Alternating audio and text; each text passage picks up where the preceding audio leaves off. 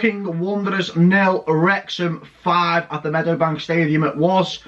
This is the match reaction video. Goals coming from Ollie Palmer, who got 2, Jacob Mendy, Elliot Lee, and obviously the own goal as well, which cancelled out Ollie Palmer's hat-trick. If you guys are new to the channel, make sure you like, subscribe, and tap that bell for more notifications.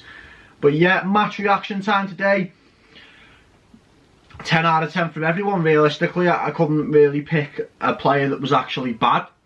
In Wrexham's team, was Wrexham improved? 100,000,000%. They were improved, they were composed, they controlled the game, they done everything needed possible in order to win the game, and in such comfortable fashion as well. I mean, Paul Mullen and Ollie Palmer getting a rest, Elliot Lee getting tried out as a striker, which was good to see, to be honest. It was out the ordinary, but it was good to see that, you know, it's not getting chopped and changed between Jordan Davis and Elliot Lee. He can actually play up front as well in the Vanarama National League.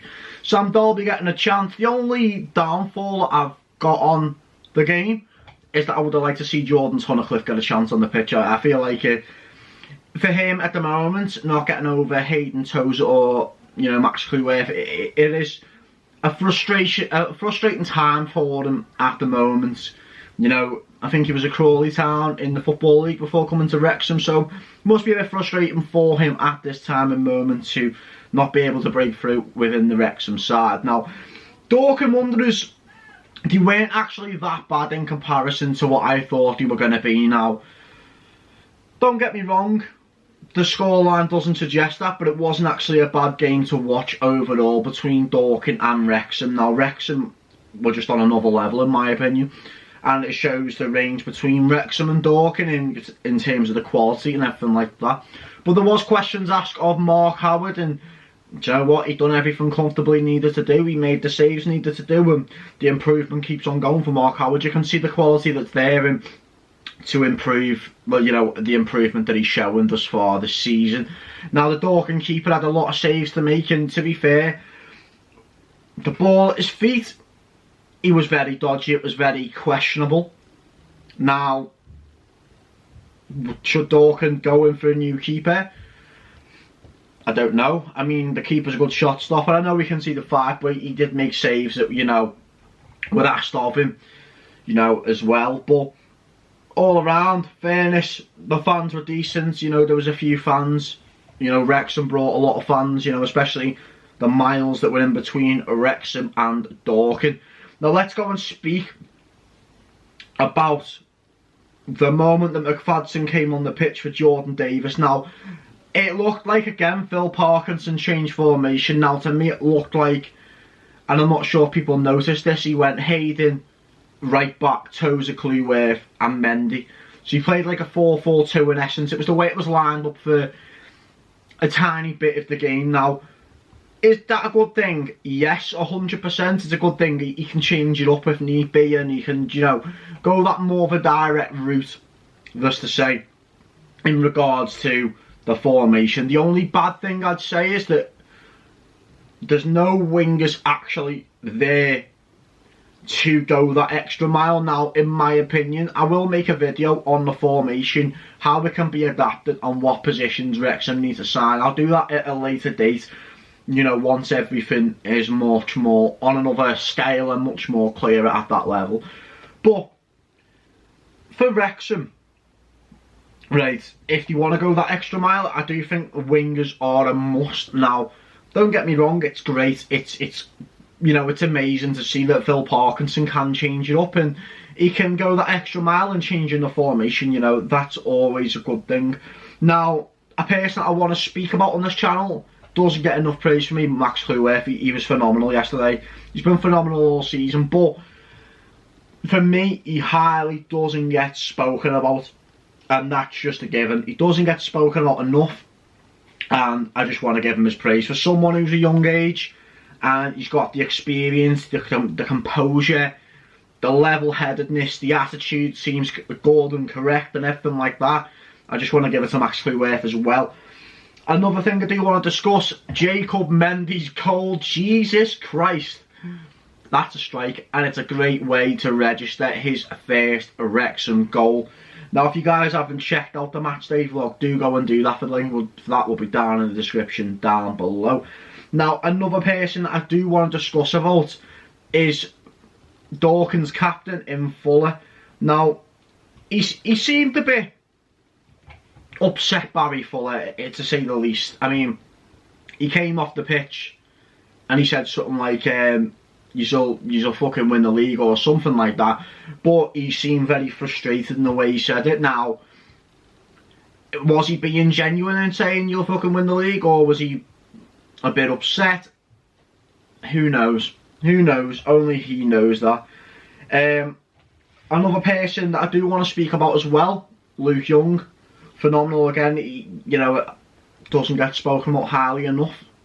People, he's obviously rated within the camp, but on this channel he doesn't get spoken about enough. Elliot Lee as well, what happens with him? Because he scored him. Does he start up front? Does he start number 10? Is he someone that Parkinson will try and implement to come off the wing? Will Dolby get a chance?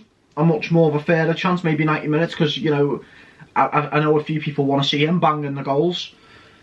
Callum McFadden as well, being the only change in that Wrexham lineup between, from the Gateshead lineup that was into Dorking. Now, it's a bit harsh to say for McFadden, but I understand why he's done it. I completely understand why he's done it. I mean, Mendy's more attacking, which in the formation that Wrexham play, you do need the attacking bits and the attacking bits of the lineup, and he's got that all round. He's got the character, Jacob Mendy, and he's showing it. He's showing his class with the goal.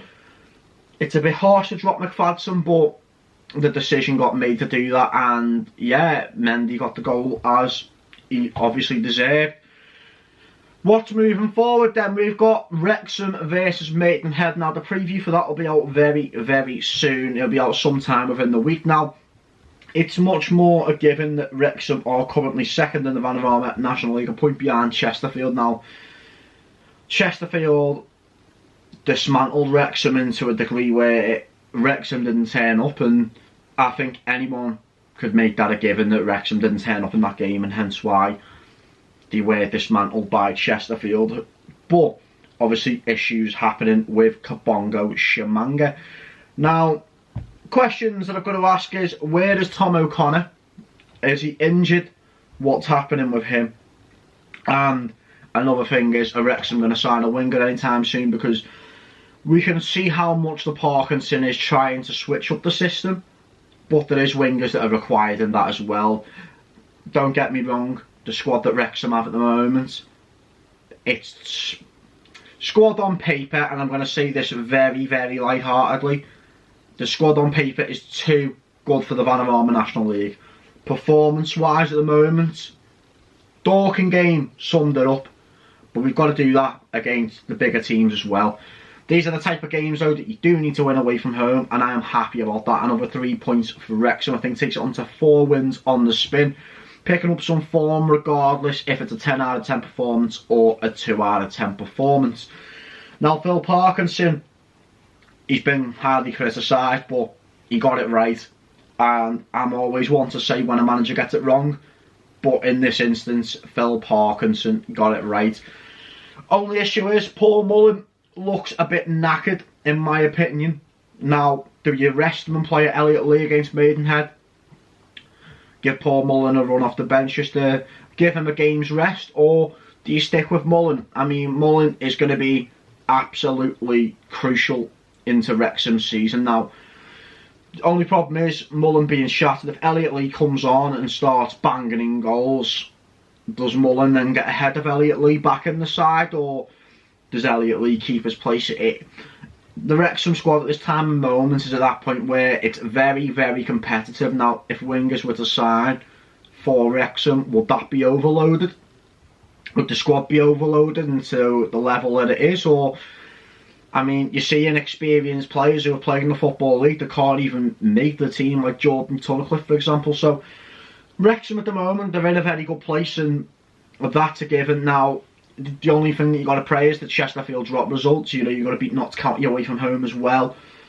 Going into games like Torquay at home, Maidenhead at home, they are must-win games as well. So it's just things like that going forward, but it's all positive all round. the players got the job done. It was 5-0, it was convincing. It was a walk in the park, you know. Wrexham were just in cruise control. I don't think that Wrexham actually got out of second gear all game, because they didn't need to have that fight to then go and scrap for the 3 points. Now, I want to say second gear, I mean, sometimes in a game you've got to scrap to win the game. Now, Wrexham didn't have to do that. They were just in cruise control. They passed it round from minute 1. Don't get me wrong, towards the end, Dorking did have a bit of possession, but in the stance of Wrexham, they just controlled the game and deserved the 3 points all around. Now, the Dorking fans were exceptional. They did bring a lot of fans, Dorking, to be fair, and I do wish them the best of luck for the season. But videos going forward, I'd explain, I'd do a video on the formation of Wrexham and how they line up, how it can be changed, the signings they need to make, and which players I'd personally go for in regard to Wrexham. The Maidenhead United preview is coming up very, very soon as well. I did mention that within this match reaction. And then obviously we've got the Maidenhead United matchday vlog just before, obviously, the Dagenham Red preview and the matchday vlog for that as well. But if you are new to the channel, make sure you like, subscribe and tap that bell for more notifications as when to upload, because we are still on the road to 1,000 subscribers. Just want to thank everyone for the support as of recent, because you absolutely smashed the support. And yeah, it's good to see that Wrexham are winning, and it's good to see that they're continuing to actually pick up some form now, so hopefully that can continue and get the results against the bigger teams as well. But apart from that, I hope everyone's safe, hope everyone's well, and I shall see you guys on the Maidenhead United preview.